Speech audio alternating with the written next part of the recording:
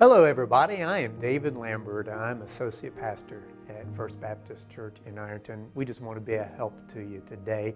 Thanks for tuning in, and we're encouraging you to follow along in a series developed called There is Hope. And what we're doing is we're starting with the life of Christ about 2.5 years into His 3 1/3 year ministry.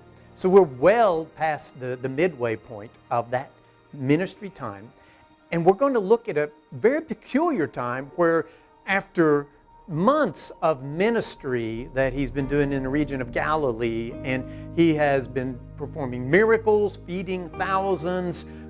Just before this time that I'm getting ready to teach upon, He's done a beautiful sermon from the synagogue in Capernaum where He's teaching, I am the bread of life, meaning I am what sustains God's people, and I am that source of eternal, everlasting life. When He says, I am the bread of life, it's a Greek word that I love to talk about called Zoe, Z-O-E, and it's a word that means life everlasting that God plants inside a believer, but it also means life intensified. And if that's what you're looking for, whether you're having good times or you're going through a bad season, there is hope.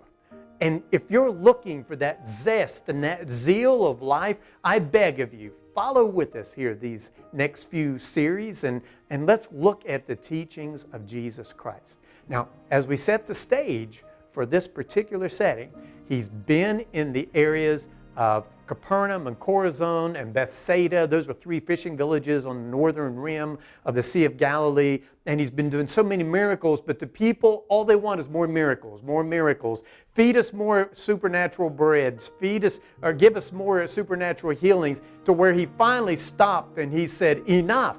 All you want are the miracles, and I'm not going to do it for you anymore. You're looking at this for the wrong reasons. But there are other people.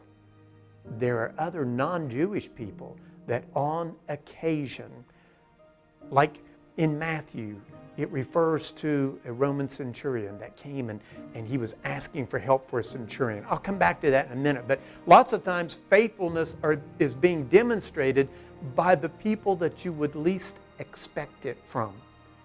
Jesus seizes upon that, and He takes His 12 disciples on a journey. Now, during this series, we're going to talk about 3 different journeys. On this first one, He leaves the area of the Sea of Galilee, and He travels, if you'll look at the map, He travels in the direction of north and west, and He goes outside of Israel to the area of Phoenicia. And there's 2 cities there called Tyre and Sidon, and they're very popular. They're known for being places of commerce, definitely not known for being places that would be sympathetic to Jesus Christ.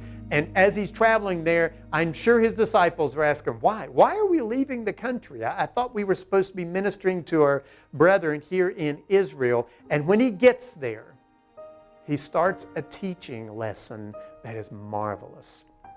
When we read this text, we want to think initially that the text is about a woman and her daughter. But indeed, we're going to find in this series that the lesson is about His disciples. He's on a training campaign, and that's what we're going to do in this series. We're going to look at the training of His disciples, where He's teaching those who truly want to follow Him. Now, these are men who have left their careers, they're traveling away from home, they're away from their families a lot. They're totally trusting and following in Jesus, but Jesus is saying, you still don't have the right kind of faithfulness. So He's going to take them on a training tour. So we find ourselves in a place that doesn't follow Jesus, so that His disciples can learn about Jesus. You ready? So let's get right into the text. In Matthew chapter 15, I'll start with verse 21, and I'm reading from the NIV. Jesus went away from there, as we said, and He withdrew into the district of Tyre and Sidon, outside of Israel, and a Canaanite woman, interesting, a Canaanite woman, which should be the archenemy of the Israelites. Traditionally, that was the case. from that region, she came out and she began crying out, saying emphatically, "Have mercy on me, Lord," meaning King, Son of David, recognizing that he's not only God, but he is the Jewish King of Israel. Jesus is a descendant of David. My daughter is cruelly demon-possessed. What a way to ask for a miracle, as by first recognizing and calling him the king and also the one that was promised from the line of David. But he did not answer her a word. And it sounds confusing at first, but now listen to what he's trying to do.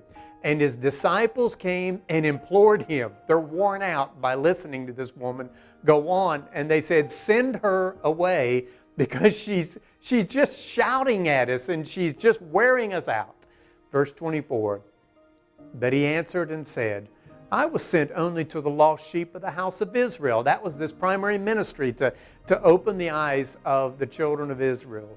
But she came and she began to, get this, bow down before him, saying, "Lord, help me." And he answered and said, another surprise, but there's a purpose for this, "It is not good to take the children's bread and throw it to the dogs." And she immediately answers and says, "Yes, Lord, but even the dogs that are the little lap dogs, the family-friendly pets that are inside the house, they feed on the crumbs which fall from the master's table." I tell you, folks, there's so much wisdom in what this Canaanite woman, with no religious Jewish background at all, it's amazing what she has demonstrated in the act of faith. Jesus confirms this by saying, "O woman, your faith is great. It shall be done for you as you wish." And her daughter was healed at once.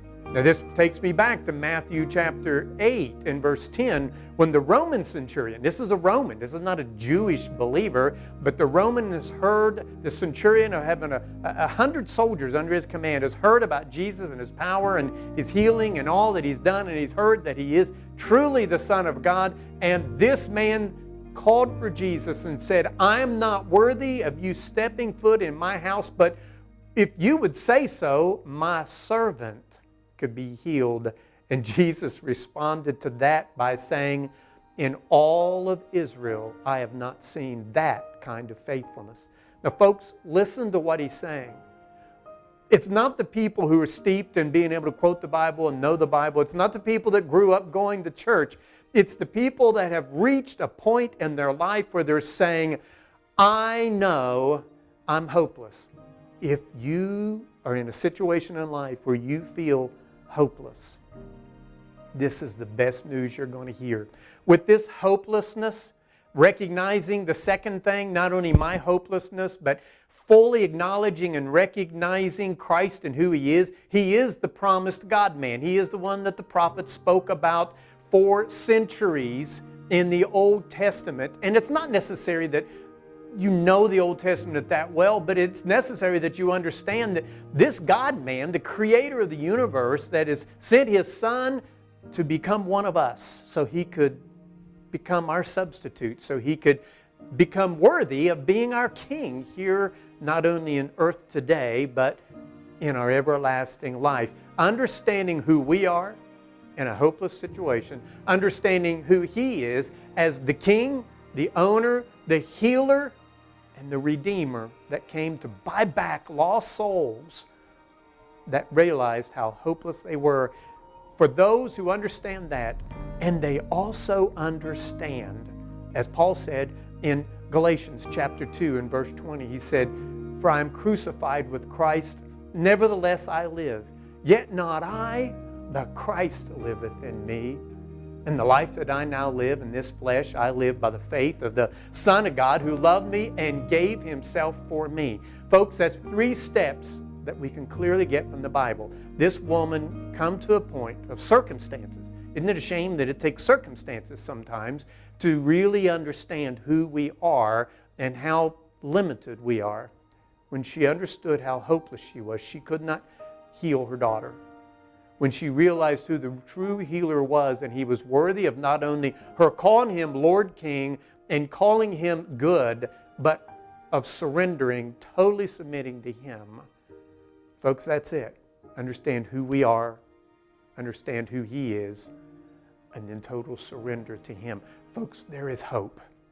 There is hope, and I don't care how tough the situation that you're in. If you can appeal to King Jesus in the same way that this hopeless Canaanite woman did, it doesn't matter what everybody else thinks. It doesn't matter if it's annoying to somebody else. It doesn't matter how much Bible you know. The only thing that matters is, do you know how hopeless you are without him? Do you fully embrace who he is? And do you totally surrender to him? There is hope in every situation. Folks, this is just the beginning of our series, and we've got so much more. We're going to follow along with this timeline of Jesus over a period of a few weeks when he left the religious area of Israel and he went outside of Israel. He went to the northwest. He traveled all the way around the northern rim of Israel and come right down the eastern side of Israel, known as Decapolis, where all the Roman cities were that area. They were not steeped in Judaism. They did not know a lot about the Bible, but he was reaching out. He was performing miracles, and it didn't matter what the background was of any of the people. They come to understand how powerful he was, and for those who understand how needy they were, they come to find out that he was a king worth following. I hope that's how you feel today.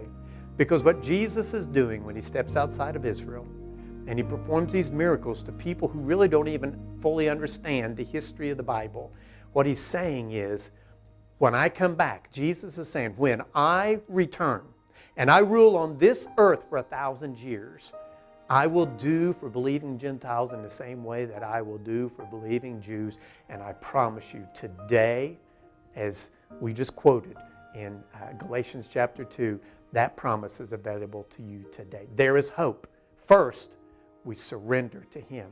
Then he hears our prayers. Then get ready for miracles. I hope we can help you. I hope we can be a hope to you.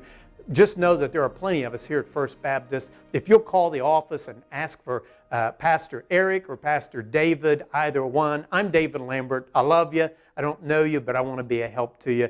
Give us a call. We want to be a friend to you. There is hope. We'll see you next time in this series. There is hope.